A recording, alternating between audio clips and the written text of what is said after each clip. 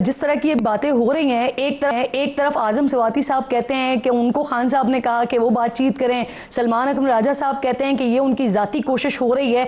ये हो क्या रहा है? मुज़ाकरात हो रहे हैं, नहीं हो रहे हैं? आपने एक बड़ा वक्त गुजारा पाकिस्तान तहरीक इंसाफ के अंदर, ये मामला किस तरह का है, क्या माजरा है? आजम सवाती साहब सही कह रहे हैं, सलमान अकरम राजा साहब सही कह रहे हैं, या खान साहब सही पैगाम दे रहे हैं इन सबको? देखिए किरण, असल तो जो बात है वो ये है कि ये जो तरीके इंसाफ की एक जो बाहर की लीडरशिप है, जिसको मैं फॉर्म 47 की लीडरशिप कहता हूँ, क्योंकि ये भी नए नए, चूँकि जैसे हम लोगों को जब ठुड्डे मुक्के मार के निकाला गया तो फिर हमें जिनसे रिप्लेस किया गया, ये उनकी एक जो इमेच्योरिटी है उसका इजहार होता है रोज़ाना इस तरह की बातों से। और 3 महीने में इन्होंने जिस तरह से पार्टी का जो हशर किया है, मेरे जैसे लोग जो कि तरीके इंसाफ को जो जहाँ तक पहुँची है उस बनाने में अपना किरदार समझते हैं कि इतनी बड़ी पार्टी हमने बनाई, इतना बड़ा जो इमरान खान इतने बड़े लीडर बने और उसमें हमने भी अपना जो किरदार है वो अदा किया। और जिस तरीके से ये लग रहा है कि जैसे बंदर के हाथ में माचिस दे दी जाए और हर शख्स इनमें जो है वो रोज़ ऐसी ही कोई ना कोई अहमकाना बातें करता है कि जिससे लगता है कि बस ये जंगल को आग लगाने के दर पे हैं और इनका कोई एम नहीं है और इनका कोई मतलब नहीं है। देखिए, एस्टैब्लिशमेंट से जहाँ तक बातचीत का ताल्लुक है, पहला मौका नहीं है कि इमरान खान ने ये बात कही हो। आपके सामने खान साहब ने पहले ये कहा कि हम उनसे बात करना चाहते हैं जिनके पास सारे इख्तियार हैं। फिर आपने बड़ी तनकीद की, मीडिया ने तनकीद की कि जी नहीं, आप एस्टैब्लिशमेंट से कह रहे हैं, आप सियासतदानों से बातचीत नहीं कर रहे। फिर आपके सामने एक कमेटी बनी, उसने हुकूमत से बातचीत शुरू की, लेकिन वो किस बात पे टूटी? वो इस बात पे टूटी कि जो हुकूमती कमेटी जिसमें इसहाक डार, अयाज सादिक, राना सनाउल्लाह, इरफान सदीकी साहब जैसे बड़े लोग नून के शामिल थे, वो एक मीटिंग भी अरेंज नहीं करा सके कमेटी की और इमरान खान की। तो अब आप बताइए कि उसके बाद इमरान खान का मौक़िफ़ तो सही साबित हो रहा कि जिनके पास इख्तियार है उन्हीं से बातचीत जो है वो करनी चाहिए। मेरे ख्याल में जो इस वक्त माहौल है या चीज़ें हैं, कोई शुबा ही नहीं है कि बातचीत होनी चाहिए। पूरा मुल्क इस वक्त जो है वो एक पॉलिटिकल इंस्टेबिलिटी का शिकार है और उसके अंदर ये जो लोग जो बाहर बैठे हुए हैं यकीनन ये पार्टी को नुकसान पहुंचा रहे हैं, बट कतई नज़र इसके इमरान खान की सेहत पे, इमरान खान की सियासत पे इन हरकतों का कोई असर नहीं पड़ता। अच्छा फवाद साहब, एक तो ये कि ये फॉर्म 47 वाले कौन हैं, इनको ज़रा क्लियर कर दीजिएगा। क्या बैरिस्टर गौहर हो गए, सलमान अकरम राजा हो गए, उमर अयूब हो गए, ये फॉर्म 47 वाले? और फॉर्म 47 की इस्तेलाह जो पाकिस्तान तहरीक इंसाफ ने दी वो ये कि जो धांधली से आए हैं, जो हार रहे थे उनको जिताया गया और फिर उनको लाए गए। तो आप फॉर्म 47 वाली लीडरशिप PTI की कह रहे हैं, ये भी वही है फिर कि जो हार गए थे, लीडरशिप में उनकी जगह नहीं थी लेकिन फिर उनको लाया गया? और कौन लाया? दो तरह की फॉर्म 47 के का लीडरशिप उभरी ना। एक वो लीडरशिप उभरी के, एक तो वो हुए कि जिनको जाली इलेक्शन जिताया गया, एक वो लोग जो हैं लीडर बनाए गए जिनको हमें, यानी एक जो एस्टैब्लिशमेंट ने एक डेमोलिशन प्रोजेक्ट किया जिसमें चाहे परवेज़ खट्टक हों, असद उमर हों, अली जैदी हों, इमरान इस्माइल हों, मैं हूँ, शाह महमूद कुरैशी हों, एजाज चौधरी हों, महमूद रशीद हैं, डॉक्टर यास्मीन राशिद है, हमाद अजहर हैं, मियाँ असलम इकबाल हैं, खालिद खुर्शीद हैं, बेशुमार और लोग हैं, मुराद सईद हैं। हम सब लोगों को जो है वो इलेक्शनों में हिस्सा लेने की इजाज़त नहीं दी गई, हम लोगों को डिमोलिश किया गया और हमारी जगह के ऊपर फिर एक नई लीडरशिप जो है वो पार्टी के अंदर दाखिल हुई और उनको बिल्ड करने की कोशिश की गई। यानी आप देखिए कि गौहर शरीफ आदमी है, मेरा उनका एहतराम है, लेकिन वो पॉलिटिशियन तो नहीं थे, वो तो कॉर्पोरेट लॉयर थे। सलमान अकरम राजा तो हुदैबिया में और ये जो पैनामा केस है इसमें नवाज शरीफ के वकील थे और अब भी उनके जो हैं वो करीबी मुरासम है इन तमाम लोगों के साथ। इसी तरीके से जो बाकी लीडरशिप आई, या तो वो नॉन लॉयर्स थे, यानी आप अंदाज़ा लगाइए कि शिबली फराज जो अपना मकान जो है वो PTI के पूरे दौर में रेगुलराइज नहीं करा सके, उनका मकान इस दौर पे आके जो है वो रेगुलराइज भी हो गया है, वो अपने घर पे भी बैठे रहे, उनको किसी ने पूछा भी नहीं। यानी इन्होंने जानबूझ के एक लीडरशिप को आउट किया और उस लीडरशिप को रिप्लेस किया गया, इसीलिए मैं इनको फॉर्म 47 की लीडरशिप कहता हूँ। उमर अयूब को तो मैं नहीं कहूँगा, उमर अयूब तो जाहिर है कि पुराने पॉलिटिशियन हैं और उनमें शामिल हैं, लेकिन एक पूरी नई पौध जो है उसको लाया गया और उसको जो है इमरान खान को डैमेज करने के लिए ये लोग जो है पार्टी इनके हवाले। और उसके बाद अभी भी आप देखिए बुनियादी एक दो नाम बता दें फवाद साहब। फलाने मैंने नाम बता दिए हैं ना, अभी आपके सामने डिटेल में नाम बता दिए हैं, लेकिन कोशिश क्या है, कोशिश ये होती है जब भी आप आपने रिपोर्टर से पूछिएगा, जब भी इमरान खान से मिलते हैं दो ही एजेंडा होते हैं, हमने किसको पार्टी में आने नहीं देना और किसको पार्टी से निकालना है। यानी ये जो फॉरवर्ड ब्लॉक का सारा कजिया शुरू हुआ, ये कहाँ से शुरू हुआ कि जब सलमान राजा ने और शिबली फराज ने जाके नाम दे दिए इमरान खान को सबके सामने कि ये 13 MNAs और सेनेटर्स जो हैं इनको हमने पार्टी से निकालना है, और फिर MPs के खिलाफ भी जो है वो एक पूरा महाज बनाया गया। अब आप मुझे बताइए कि जिन लोगों को पता है कि हमें पार्टी से निकाला जा रहा है वो क्या रिएक्ट करेंगे, वो कैसे जो है वो उनका रद्द-ए-अमल क्या होगा। तो ये तमाम लोग बुनियादी तौर के ऊपर PTI का चेहरा बिगाड़ने के लिए इनको बिल्ड किया गया और इनको मुसल्लत किया गया ताकि ये लोग जो है, और फिर जिस तरह से आपने देखा कि जब फैसल थे तो वो पूरी मुलाकातें हो रही थी, शेर अफजल मरवत का एक रोल था, इन्होंने इन तमाम लोगों को जो है वो निकलवाया, लीगल टीम से निकलवाया ताकि इमरान खान का एक्सेस ही रुक जाए। अब तो आप देखिए ना कि इमरान खान की ना जेल से कोई ट्वीट आती है, ना उनकी कोई बात आती है, ना कोई गाइडेंस आती है, और उसके नतीजे में पार्टी एक खेवे में है, उनको पता ही नहीं पार्टी को करना क्या है क्या नहीं करना। कोई लंदन जाके बैठा हुआ है, कोई अमेरिका बैठा हुआ है। कुछ नाम तो दुरुस्त लिए, कुछ नाम आपने ऐसे लोग जी, ऐसे लोग के जो वाकई जो पॉलिटिक्स नहीं कर रहे थे लेकिन अब वो आ गए हैं और पार्टी की मेन लीडरशिप पर भी हैं और पॉलिटिक्स कर रहे हैं, लेकिन उसके साथ साथ बहुत सारे पाकिस्तान तहरीक-ए-इंसाफ के ऐसे बड़े नाम कि जिन्होंने फिर इलेक्शन दोबारा लड़ा भी, जीता भी, और उनको ओहदे भी खान साहब ने दिए। अब असद कैसर साहब भी हैं जिनको नहीं दिए, असद कैसर साहब भी हैं, अली जफर साहब भी हैं, आरिफ अलवी साहब भी हैं। ये पार्टी के बड़े नाम हैं, इनमें से कोई चेयरमैन नहीं है, कोई जनरल सेक्रेटरी नहीं है, इनके पास कोई ओहदे नहीं है पार्टी के। ये लोग मौजूद हैं पुराने। हाँ बिल्कुल, और शेख वकास जैसे लोग जो अभी आपके प्रोग्राम में, मेरा ये ख्याल है कि साल तो हो गया होगा कि आपने उनको देखा ही नहीं है, वो सेक्रेटरी इन्फॉर्मेशन है, आपने उन्हें जिंदा देखा ही नहीं कि वो कैसे हैं, उनकी शक्ल कैसी है, वो क्या है। वो कंधार और अपना इधर पेशावर इधर बॉर्डर में बैठे हुए हैं, अपना वहाँ पे ज़ूम लिंक बोलते हैं, और अब वो उन्होंने नया काम किया है कि जी इमरान खान की बातें पिंडी में नहीं आएंगी, वो पहले आप अफगानिस्तान भेजेंगे, वहाँ से मैं बताऊँगा। I mean is it a joke और व्हाट। तो इस तरह के लोग जो है डाल दिए गए। मैंने देखिए जब ये अलायंस की बात हो रही थी मौलाना फजलुर रहमान साहब से, और ये मैंने ही खान साहब को रिक्वेस्ट की थी कि ग्रैंड, और आपको याद होगा कि आपके प्रोग्राम में बहुत पहले से मैं ये बात कह रहा था कि ग्रैंड अपोजिशन अलायंस जो है वो बनना चाहिए। जब मैं खान साहब से मिला, मैंने उन्हें कन्विंस किया, मैंने दरखास्त, नहीं मुझे क्या पता किधर है, आपको पता है किधर है? You don't know? नहीं, आप कह रहे हैं ना कि कंधार से कहीं बैठ के जूम लिंक से बात कर रहे होते हैं। मैं यही कह रहा हूँ ना, कहाँ से कर रहे होते हैं, मुझे आपको क्या पता। आपने जिंदा देखा उन्हें? कितना अरसा हो गया आपको देखे हुए? वो तो ऐसे ही है जैसे कोई मुलाकात तो वाकई नहीं हुई इनकी, लेकिन प्रोग्राम्स में शिरकत करते हैं। प्रोग्राम में शिरकत करते हैं, लेकिन वाकई वो आप सही कह रहे हैं कि वो फिजिकली इस तरह से स्टूडियो में नहीं आए।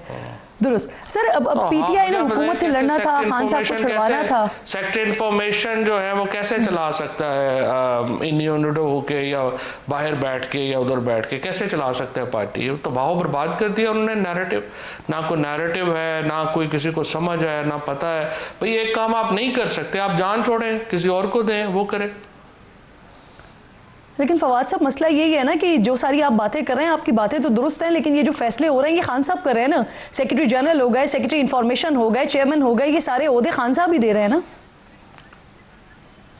हमें क्या पता, क्योंकि देखिए हमारा तो कोई पता नहीं है कि खान साहब से क्या राब्ता हुआ हो, उनके दस्तखतों से कोई बात सामने आई हो, चीज़ें आई हों। अभी तक कोई ऐसी बात आई नहीं है। दूसरी बात यह है कि देखिए मैं इस बात के ऊपर आपसे बिल्कुल मुत्तफिक हूँ कि जब ये अलायंस की बात चल रही थी मौलाना फजलुर रहमान से और शाहिद खान अब्बासी साहब से, बाकी लोगों से, मैंने तो खान साहब से दरख्वास्त की थी कि आप डॉक्टर आरिफ अलवी, शाह महमूद कुरैशी साहब और असद कैसर साहब के अंदर ये कमेटी जो है वो बनाएं, ताकि एक सीरियसनेस आए। आप देखिए ना, मौलाना फजलुर रहमान कहते हैं और बिल्कुल दुरुस्त तौर के ऊपर ये कहते हैं कि ये तो अंडर 19 की एक टीम है, इसके साथ हम क्या कोई संजीदा बात कर सकते हैं, लिहाजा वो आपका अलायंस ही नहीं बन सका। एक साल में कोई इनिशिएटिव जो कि पॉलिटिकल पार्टी की तरफ से इमरान खान की रिहाई के लिए आना चाहिए था, एक मुझे बता दें कि कोई पार्टी ने लिया हो। आखिरी सीरियस इनिशिएटिव बुशरा बीबी ने लिया था। और अब भी मैं बार बार यही कहता हूं कि अगर इमरान खान को रिहा कराने के लिए कोई इंटरनल प्रेशर क्रिएट कर सकता है तो वो उनकी बहनें हैं, अलीमा बीबी हैं, नूरीन बीबी हैं, उज़मा बीबी हैं। जब तक ये आगे नहीं बढ़ेंगी और एक इसको जो है वो पब्लिक मूवमेंट के लिए नहीं आगे आएंगी, इस पार्टी में ये जो लीडरशिप अभी बैठी हुई है ये तो एक का ढेर है, इनसे आप क्या एक्सपेक्ट कर सकते हो। और फवाद साहब, फिर खान साहब की बहनों को, उनकी हमशीराओं को फिर पार्टी में भी आना चाहिए, फ्रंट से लीड करना चाहिए पीटीआई को। देखिए, पहली बात तो यह है कि रिलीज इमरान खान इस वक्त एक मोटो है जिस पे इनको इकट्ठा होना चाहिए। पॉलिटिक्स देखिए, जब जवाहरलाल नेहरू जेल में थे तो उनकी बहनें, उनकी जो बेगम थी, उनकी वालदा, उन्होंने तहरीक चलाई थी। उनमें से फिर उनकी बेटी इंदिरा गांधी पॉलिटिक्स में आई, सरोजिनी नायडू पॉलिटिक्स में आई, लेकिन उनकी बेगम, उनकी वालदा पॉलिटिक्स में नहीं आई। तो ये तो हर एक एक मिजाज और फैसला है। लेकिन फ़िलहाल तो मेरा ख्याल है कि इमरान खान की रिहाई वो वाहिद एक नुक्ता होना चाहिए जिस पे उनके ख़ानदान को और पार्टी को इकट्ठा होना चाहिए। ठीक। अच्छा फवाद साहब, आपने तो जो लीडरशिप है और जो फैसले हो रहे हैं उसी पर ही शक कर दिया ना कि वो खान साहब के हुक्म से हो भी रहे हैं, खान साहब के फैसले हैं भी या नहीं, इस पर शक कर दिया है आपने। कल शेर अफजल मरवत साहब प्रोग्राम में मौजूद थे, वो ये फरमा रहे थे सर कि जो सलमान अकरम राजा साहब हैं वो अलीमा खान साहिबा के मंजूर नज़र हैं और उनकी सिफारिश पर उनको लाया गया है। उनकी सिफारिश पर उमर अयूब साहब से इस्तीफ़ा मांगा गया था ताकि उनको खपाया जा सके। ये बात दुरुस्त है सर? मुझे पता नहीं है चूंकि, इसलिए मैं कह नहीं सकता। लेकिन सलमान अगर उनको लाया भी गया था तो it was a worst choice and it is a worst choice. उन्होंने पूरी पार्टी को एक बहरान में डाल दिया है और अगर ये तब्दील नहीं किए जाते तो इसके नतीजे में पार्लिमानी पार्टी के अंदर एक बगावत होना एक लाजम है। और अगर सलमान अकरम राजा में थोड़ी सी भी अकल है तो वो खुद पीछे हट जाए। हर काम हर आध शख्स नहीं कर सकता। देखिए, ये एक लोगों को साथ लेके चलने की सलाहियत उनमें नहीं है। उनमें ये सलाहियत नहीं है कि वो बड़े फैसले कर सकें। उनमें ये सलाहियत नहीं है कि वो बड़े जो अपने MNAs MPAs ये ग्रुप होते हैं, धड़े होते हैं, उनको साथ ले। अगर जो आदमी गौहर और अली जफ़र जैसे ठंडे आदमी को भी जो है वो गुस्से पे दिला दे तो आप अंदाज़ा लगा दें कि वो उसने आगे क्या पॉलिटिक्स करनी है। कोई उनका धड़ा नहीं है, कोई उनका ग्रुप नहीं है और वो पार्टी को उनकी ज़ात की वजह से शदीद नुकसान हो रहा है। इमरान खान उन्हें तब्दील कर देंगे, मेरा ख्याल है जिस दिन खुलेगा, जिस दिन उनकी परफॉर्मेंस जाएगी, इमरान खान उन्हें तब्दील कर देंगे। लेकिन वो तो इंतज़ार तो ना करें कि इमरान खान उन्हें तब्दील करें। उनमें थोड़ी सी भी अकल है और थोड़ा सी भी PTI के साथ वो हमदर्दी रखते हैं, ही शुड रिजाइन। ठीक ठीक। अच्छा ये बताइए, अब दूसरी तरफ एक तरफ तो आप कह रहे हैं कि पार्टी खतरे में है, दूसरी तरफ क्या वजीर आला की नशस्त भी खतरे में है? क्योंकि खबरें तो पिछले 1-1.25 साल से ये गर्दिश कर रही हैं और पिछले 3-4 महीनों से तो फिर बहुत ज़्यादा इसने शिद्दत इख्तियार की। फिर अकबर सवाती साहब का नाम भी आया कि वो भी शायद सूटेबल कैंडिडेट हो सकते हैं वजीर आला के लिए। तो क्या उनकी नशस्त आपको खतरे में लग रही है? लेकिन किरण, बात यह है कि मेरे ख्याल के अंदर PTI का जो सबसे सीरियस क्राइसिस है वो ये है कि अली अमीन गंडापुर और Aleema Bibi are not on the same page. Aleema Bibi जो हैं या जो बहनें हैं इमरान खान की, उनके साथ लोग जुड़ते हैं। अवाम और PTI का वर्कर जो है वो इमरान खान की ख़ानदान के साथ जुड़ता है। लेकिन अली अमीन गंडापुर के पास सबसे इम्पॉर्टेंट एग्जीक्यूटिव सीट है इस वक्त। पीपल्स PTI में अगर किसी के पास है तो वो अली अमीन गंडापुर के पास है। अब अगर ये मिलके कोई हिकमत अमली और स्ट्रैटेजी बनाएं तो वो तो बड़ी इफेक्टिव हो सकती है। लेकिन अगर वो एक दूसरे को माइनस करने के ऊपर आ जाएं तो उसका नुकसान जो है वो फिर बहुत ज़्यादा होता है और वो हम देख भी रहे हैं। सो अनफॉर्चुनेटली अभी मेरे ख्याल में बाकी सारी चीज़ों का कोई फ़र्क नहीं पड़ता कि वो कौन क्या कह रहा है क्या नहीं है। फ़र्क अगर किसी चीज़ का पड़ता है तो वो पड़ता है जब सलमान राजा और अलीमा बीबी एक पेज पेज पे नहीं होते। सो मेरी नज़र में ज़रूरी है कि सीएम साहब जो हैं वो अलीमा बीबी को साथ लेके चलें और अपनी स्ट्रेटजी में उनको शामिल करें, और अलीमा बीबी अपनी सोच में अली अमीन गंडापुर को जो है वो साथ लेके चलें, ताकि पार्टी जो है वो, ये दो लोग हैं जो पार्टी को इस वक्त एक समझिए कि एक नई जहर दे सकते हैं। अच्छा, आप अलीमा खान साहिबा के लिए तो मशवरा दे रहे हैं अली अमीन साहब को कि वो साथ लेकर चलें, बुशरा बीबी को साथ लेकर चल रहे थे? बुशरा बीबी तो जेल में है ना। इमरान खान और बुशरा बीबी को बाहर लाना ही तो चैलेंज है इस वक्त पीटीआई का। और सर देखिए दूसरी बात ये है, मैं इस पे भी चल रहे थे लेकर, देखिए नहीं, उनके उनसे भी इख्तलाफ थे, इसीलिए यही तो मैं कह रहा हूँ ना कि इनको प्रॉब्लम यह है कि इनको कुछ ना कुछ तदबीर लड़ानी पड़ेगी और ये फैमिली के साथ चलें। दूसरा देखें, असल में इस वक्त जो प्रॉब्लम है अली अमीन गंडापुर साहब को और केपी के जो सारे मिनिस्टर्स हैं उनको इस चीज़ का एहसास होना चाहिए कि देखें उसकी जो परफॉर्मेंस है केपी की, कि हमने फलानी सड़क बना दी, फलानी हमने ज़मीन कर दी, फलाना कर दिया। लोग सिर्फ आपसे इमरान खान की रिहाई पूछना चाहते हैं, कोई और आपको वोट इसलिए नहीं पड़े कि आपने पता नहीं सूबे को चांद बना देना है या मरीख बना देना है। आपको वोट मिला है इमरान खान को बाहर लाने के लिए, और अब आपको 600 दिन से ज़्यादा इमरान खान जेल में हो गए हैं, आप उनको बाहर नहीं ला पाए। आप जो मर्जी कर लेंगे, अगर आप इमरान खान को बाहर नहीं ला पाए आप एक नाकाम हुकूमत होंगे। This is something that they should register in their mind. जी, और सर यहाँ पर तो इस वक्त सिचुएशन कुछ इस तरह की है कि जहाँ पर आपकी हुकूमत है, पाकिस्तान तहरीक इंसाफ की हुकूमत है, वहाँ पर पीटीआई के अपने लोग ही जो हैं वो वज़ीर आला के लिए इल्ज़ामात लगा रहे होते हैं कि वो किसी और के बंदे हैं। आज कर्क में जो कन्वेंशन हुआ उसमें भी मोहसिन नकवी और बैरिस्टर सैफ के हवाले से भाई भाई के नारे लगे हैं। तो सिचुएशन ये है, और हालांकि जो आप लोगों का गोल है, पीटीआई का जो गोल है वो कुछ और है। अब मुझे फरमाइएगा सर, खान साहब के करीबी साथी हैं नईम बुखारी साहब, उन्होंने एक इंटरव्यू दिया, उन्होंने खान साहब के लिए कहा कि वो मर्दम शनास नहीं है, एक और भी सीगा उन्होंने इस्तेमाल किया, वो मैं नहीं करती, लेकिन उन्होंने साथ साथ आपके हवाले से और बाबर आवान साहब के हवाले से भी उन्होंने सवाल उठाया है कि खान साहब कैसे उन्हें मुशीर बना सकते हैं। इस पर रिस्पॉन्ड करना चाहेंगे फवाद साहब? अच्छा, एक तो वो केपी की जो आप बात कर रही थी ना, देखिए केपी में ग्रुपिंग जो है वो नई नहीं है, ये 2013 से ग्रुपिंग तो हम देख रहे हैं।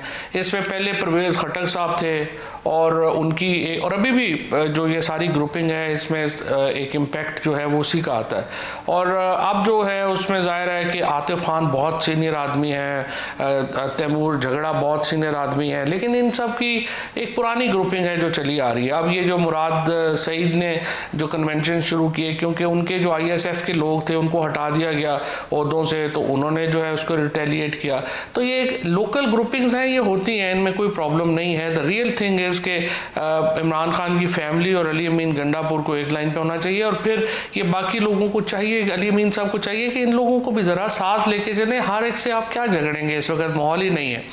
नईम बुखारी साहब का जो आपने बात की, आप भी वजीर आला को किसी और का इसको पहले कंप्लीट कर लें ना, वजीर आला को भी आप भी किसी और का नुमाइंदा समझते हैं?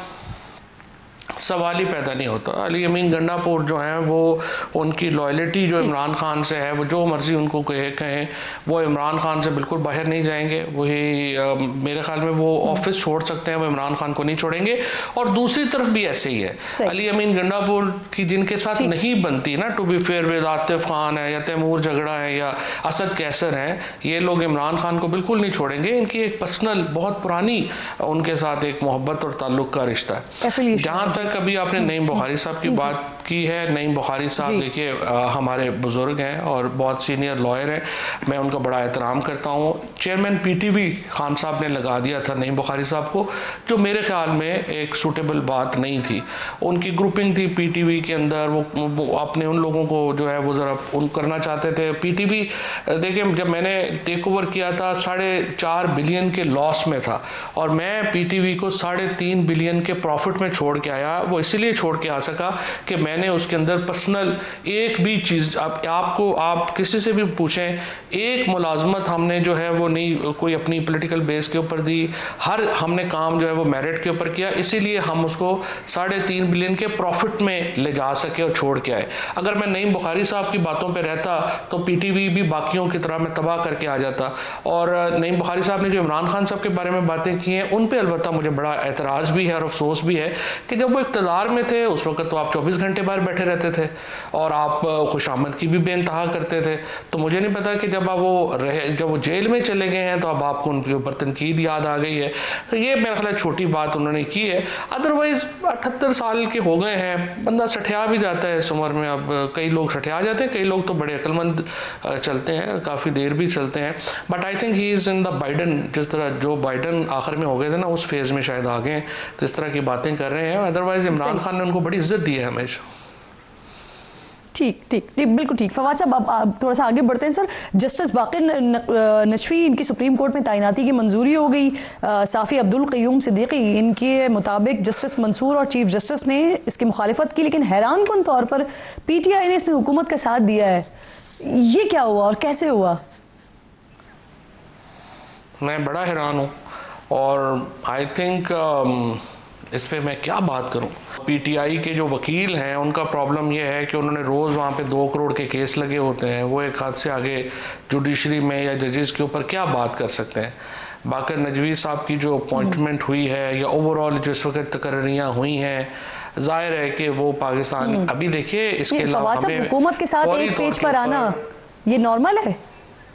बड़ी ज़्यादती है, बड़ी एबनॉर्मल बात है। और वो उनको जो है उनको जाना ही नहीं चाहिए था जुडिशल कमीशन की मीटिंग में, जजेस जाने और हुकूमत जाने।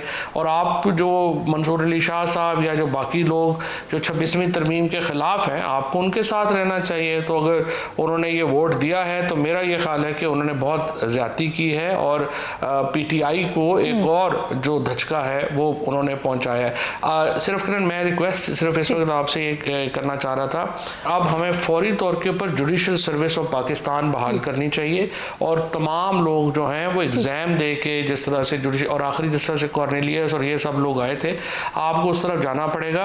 अदरवाइज आपने इसको इतना जो है हाई कोर्ट्स का, एंटी टेररिज्म कोर्ट और जो सुप्रीम कोर्ट ने जो कसर हमारी माशाल्लाह निकाल दी है, बाकी मुझे नहीं पता कैसे होगा। एनीवेज फवाद साहब जी, मुझे आपसे एक और भी बात बड़ी इंपॉर्टेंट करनी है। मुझे ब्रेक का कहा जा रहा है लेकिन उस पर आपका जवाब बड़ा ज़रूरी है। खान साहब अपनी पूरी कैंपेन के दौरान 2018 के इलेक्शन से पहले रियासत मदीना की बात करते रहे, फिर जब हुकूमत बनी उसमें भी मुकम्मल तौर पर रियासत मदीना की बात करते रहे। आप उनके वज़ीर इत्तलात रहे।